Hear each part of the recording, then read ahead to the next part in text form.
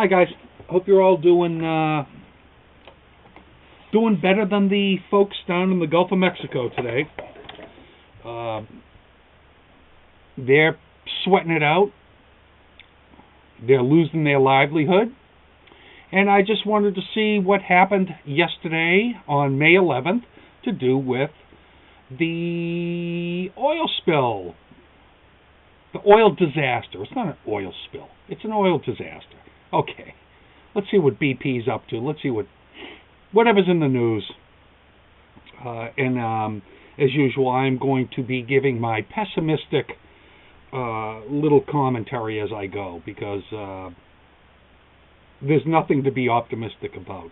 Before I start, last night I saw on the BBC an interview with the CEO of BP, Hayward, who, was like, "Oh, you should be proud of us because we're on the cutting edge now of this technology, and we're trying to figure out how to take care of this and this and that." And I want, I don't know, Mr. Hayward, if you're looking at this video, which I doubt, I want to remind you of the words stated by BP to get the license for this, for whatever the hell it's called again, and that's another thing that's been driving me out of my mind. But what's it called?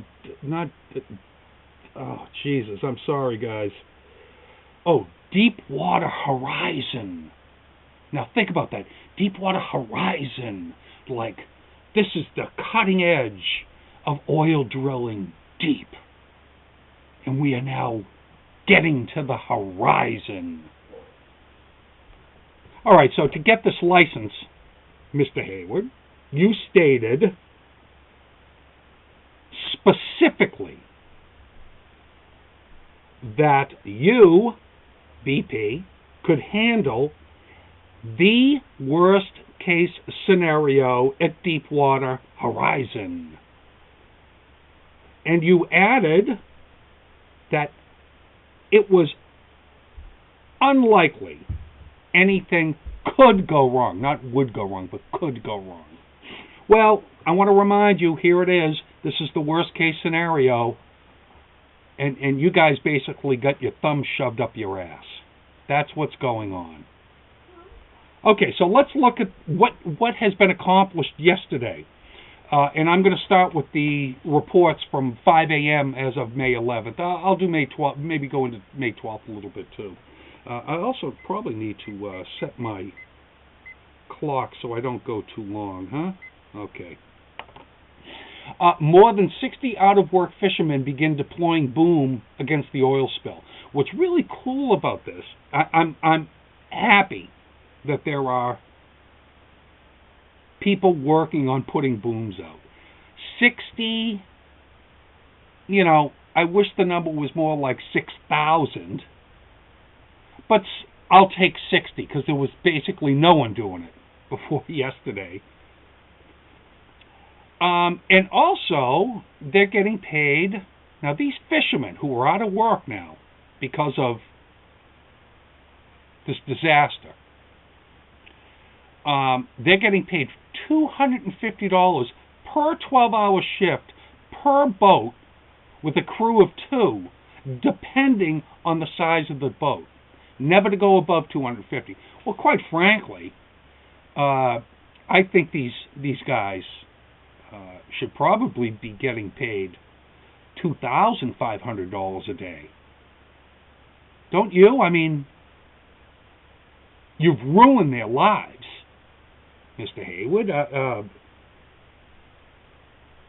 I'm sure you wouldn't settle for $250 a day, would you? I doubt it.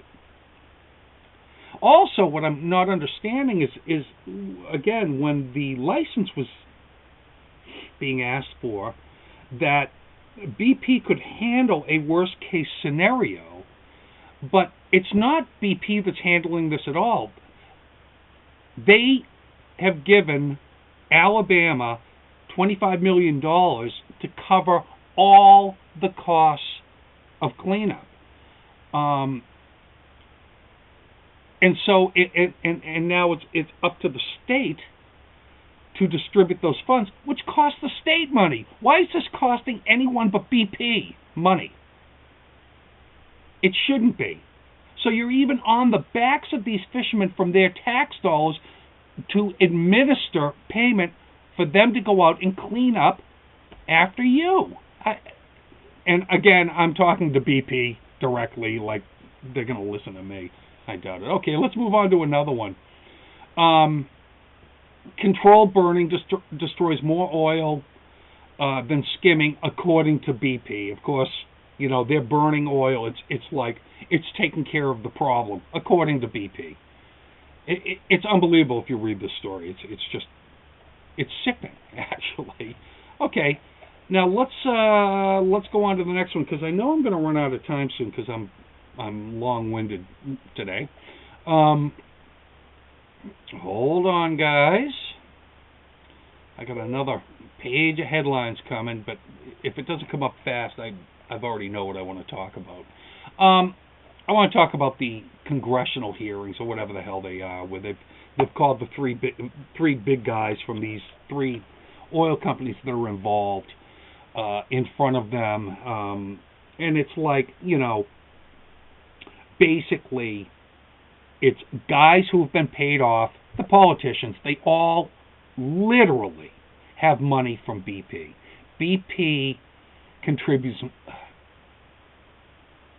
so much money to anyone that they think would, any political figure in the U.S. that they think would be beneficial to get BP easy time, to get BP licensing, to, I mean, they line the pockets, not just of Democrats, but of Republicans. This is a bipartisan payoff.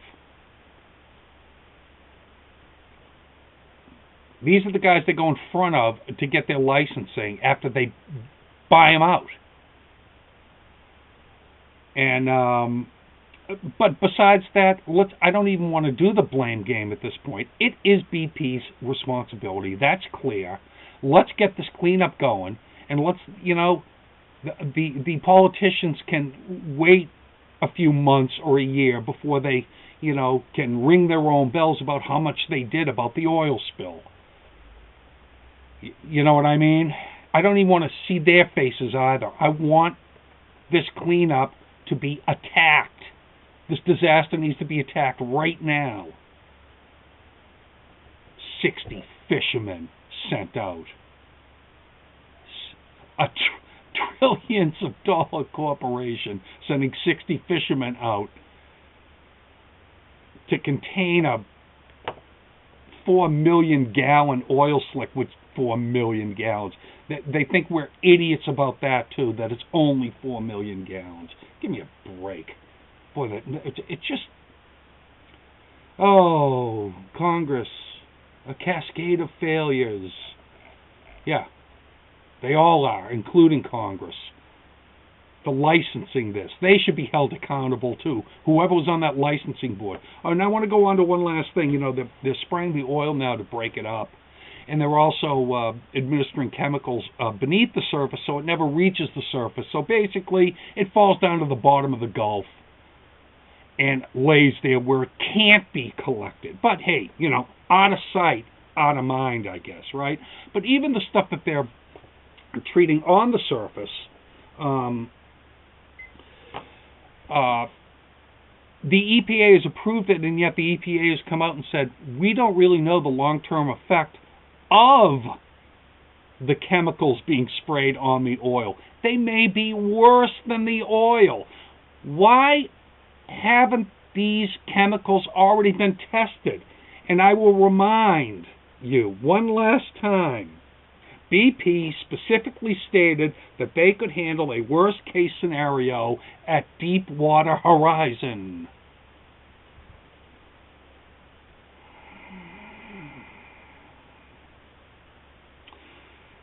Talk to you guys later.